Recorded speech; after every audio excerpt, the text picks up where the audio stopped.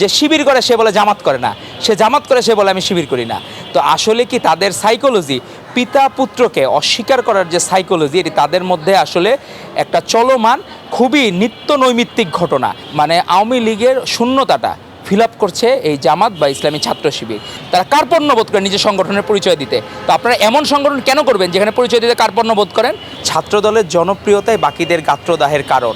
তারা বিভিন্ন বট আইডি খুলে বিভিন্নভাবে সাইবার বুলিংয়ের মাধ্যমে বিভিন্নভাবে হ্যারেস করার চেষ্টা করছে এবং স্বীকৃত ছাত্র শিবিরের ছেলেরা তারা বিভিন্নভাবে গণধর্ষণের জন্য পদযাত্রা করতে চায়, এরকম হুমকিও দিয়েছে। ডাকসু হচ্ছে একটা উৎসব, এখন ঢাকা বিশ্ববিদ্যালয় ক্যাম্পাসে একটি উৎসবের আমেজ বিরাজ করছে। আজকে রাজনীতিতে মানুষজন অনেকটা আছে যে শ্বাসকষ্টের যে পেশেন্ট, আপনি দেখবেন তার অক্সিজেন নেওয়ার অনেক আগ্রহ থাকে কিন্তু অক্সিজেন নিতে পারে না। তো যখন এই হাসিনাবিহীন বাংলাদেশ বা ফ্যাসিবাদ মুক্ত বাংলাদেশের উদ্ভবের পরে আমরা সেকেন্ড পার্লামেন্টটা, ডাকসু নির্বাচনটা আমরা আগে দেখছি, আর ফেব্রুয়ারিতে দেখব জাতীয় নির্বাচন। তো এই ডাকসু নির্বাচনে আমরা দেখলাম যে সকল প্রার্থী খুব সুন্দরভাবে প্রচার প্রচারণা চালাচ্ছে, কিন্তু সমস্যা হইল কি, ছাত্রদলের জনপ্রিয়তাই বাকিদের গাত্রদাহের কারণ। তারা বিভিন্ন বট আইডি খুলে বিভিন্নভাবে সাইবার বুলিংয়ের মাধ্যমে বিভিন্নভাবে হ্যারেস করার চেষ্টা করছে এবং স্বীকৃত ছাত্র শিবিরের ছেলেরা তারা বিভিন্নভাবে গণধর্ষণের জন্য পদযাত্রা করতে চায়, এরকম হুমকিও দিয়েছে। তো স্বাধীন বাংলাদেশে ৭১-এর সময় যে রাজাকার আল বদরদের যে ভূমিকা ছিল, সেই ভূমিকার আবার পুনরাবৃত্তি ঘটাচ্ছে অনেকে এই স্বাধীন বাংলাদেশে। তো বাংলাদেশের মানুষ বা বাংলাদেশের শিক্ষার্থীরা, আর বিশেষ করে ঢাকা বিশ্ববিদ্যালয়ের শিক্ষার্থীরা কখনো বোকা না। তারা অবশ্যই ২৪-এর গণ অভ্যুত্থানে যাদেরকে সম্মুখ সারিতে পেয়েছে, যাদের ভূমিকা প্রশংসিত হয়েছিল, আপনি ডাকসুর ছাত্রদলের প্যানেলটিতে দেখবেন আমাদের আবিদ, যিনি ভিপি পদে ইলেকশন করেছেন ব্যালট নাম্বার ২১, সে এখনও আপনি ঢাকা বিশ্ববিদ্যালয় আমরা যে এই টিএসসিতে দাঁড়িয়ে আছি, প্রত্যেকটা দেয়ালে দেয়ালে দেখবেন প্লিজ কেউ কাউকে ছেড়ে যায় না। এই যে আবেগ, এই যে ভালোবাসা, ৫ই অগস্ট যদি ৫ই অগস্ট না আসতো তাহলে দেখা গেল আবিদদেরও ফাঁসির কাস্টে ঝোলালে রাখতো এবং বাকি যারা আছে তাদেরকেও ফাঁসির কাস্টে ঝুলতে হইতো। আর যারা গোপনে, বাকি যেমন গুপ্ত আছে না, ২৪-এর গণ অভ্যুত্থানে অনেকের গুপ্ত ভূমিকা ছিল। এখন গুপ্ত ভূমিকা আর প্রকাশ্য ভূমিকা দুইটার মধ্যে কিন্তু পার্থক্য আছে। গুপ্ত ভূমিকা হইলে তার বিরুদ্ধে কিন্তু রাষ্ট্র কোনো, বিশেষ করে স্বৈরাচার রাষ্ট্র, তার বিরুদ্ধে কোনো অ্যালিগেশন দিতে পারতো না, কারণ তার গুপ্ত ভূমিকা ছিল। কিন্তু যার প্রকাশ্য ভূমিকা, তার বিরুদ্ধে সরাসরি রাষ্ট্র অ্যালিগেশন দিতে পারত। সেই হুমকির মুখেও, সেটি জেনেও, যে অনিশ্চিত ভবিষ্যৎ জেনেও বন্দুকের নলের মুখে যারা এই ২৪-এর গণ অভ্যুত্থানে ভূমিকা রেখেছে তাদেরকে দিয়ে ছাত্রদলের প্যানেল হয়েছে।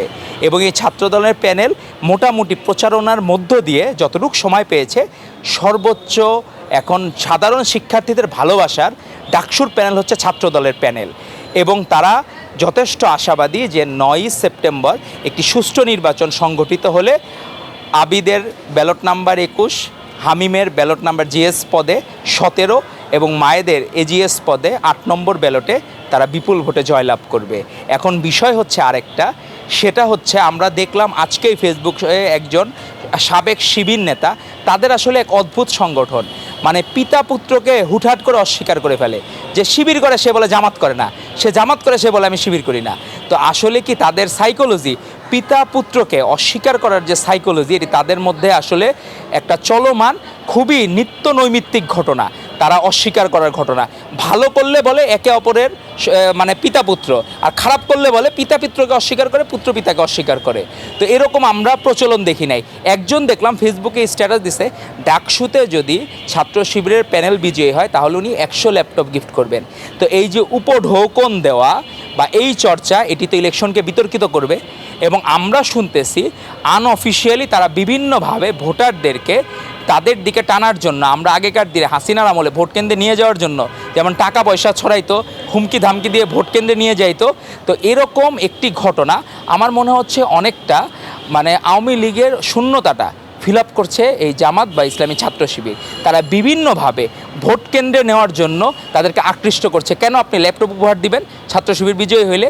এই অধিকার আপনাকে কে দিয়েছে?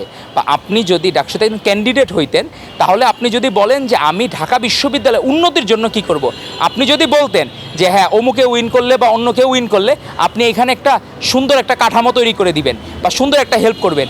এখানে আমাদের অনেকের ফিল্টারের পানি দেখা যায়, অনেক কিছু আমাদের সকল কিছু ছাত্রদলের ইস্তেহারে আছে।